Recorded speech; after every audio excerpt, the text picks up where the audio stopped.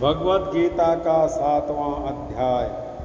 भगवान शिव कहते हैं, हे पार्वती, अब मैं 7वें अध्याय का महात्म्य बतलाता हूँ, जिसे सुनकर कानों में अमृत राशि भर जाती है। पाटलिपुत्र नामक एक दुर्गम नगर है, जिसका गोपुर द्वार बहुत ही ऊंचा है। उस नगर में शंकुकर्ण नाम का एक ब्राह्मण रहता था। उसने वैश्यवृत्ति का आश्रय लेकर बहुत धन कमाया, किंतु न तो कभी पितरों का तर्पण किया और न देवताओं का पूजन ही। वह धनोपार्जन में तत्पर होकर राजाओं को ही भोज दिया करता था। एक समय की बात है, उस ब्राह्मण ने अपना चौथा विवाह करने के लिए पुत्रों और बंधुओं के साथ यात्रा की। मार्ग में आधी रात के समय जब वह सो रहा था, तब एक सर्प ने कहीं से आकर उसकी बाँह में काट लिया। उसके काटते ही ऐसी अवस्था हो गई कि मणि, मंत्र और औषधि आदि से भी उसके शरीर की रक्षा असाध्य जान पड़ी।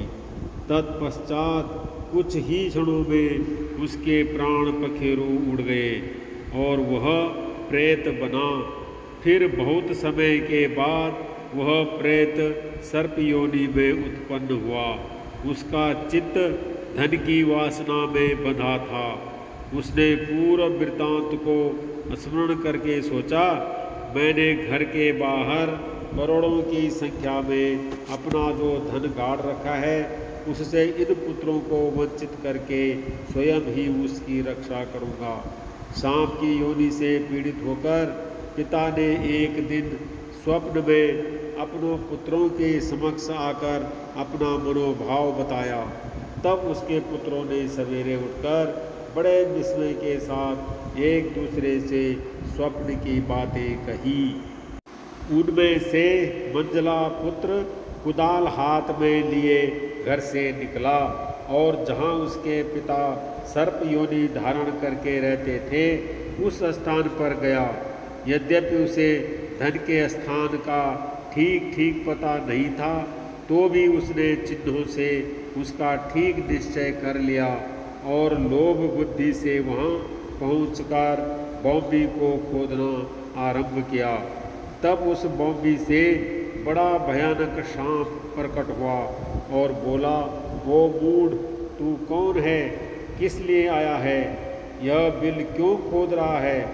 किसने तुझे भेजा है? ये सारी बातें मेरे सामने बता। पुत्र, मैं आपका पुत्र हूँ, मेरा नाम शिव है। मैं रात्रि में देखे हुए स्वप्न से विस्मित होकर यहाँ का स्वर्ण लेने के कौतूहल से आया हूँ।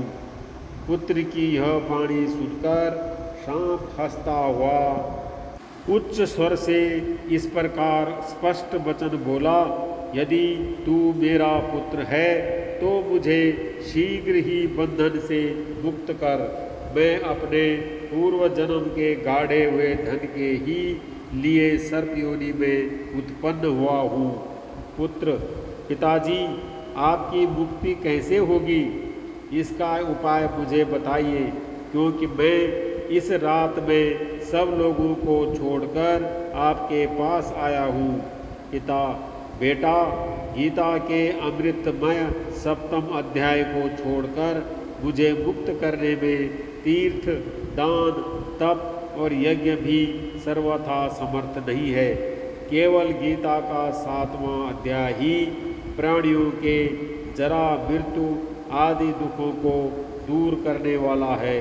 पुत्र, मेरे श्राद्ध के दिन गीता के 7वें अध्याय का पाठ करने वाले ब्राह्मण को श्रद्धापूर्वक भोजन कराओ। इससे निसंदेह मेरी मुक्ति हो जाएगी। वत्स, अपनी शक्ति के अनुसार पूर्ण श्रद्धा के साथ निर्व्यसी और वेद विद्या में प्रवीण अन्य ब्राह्मणों को भी भोजन कराना।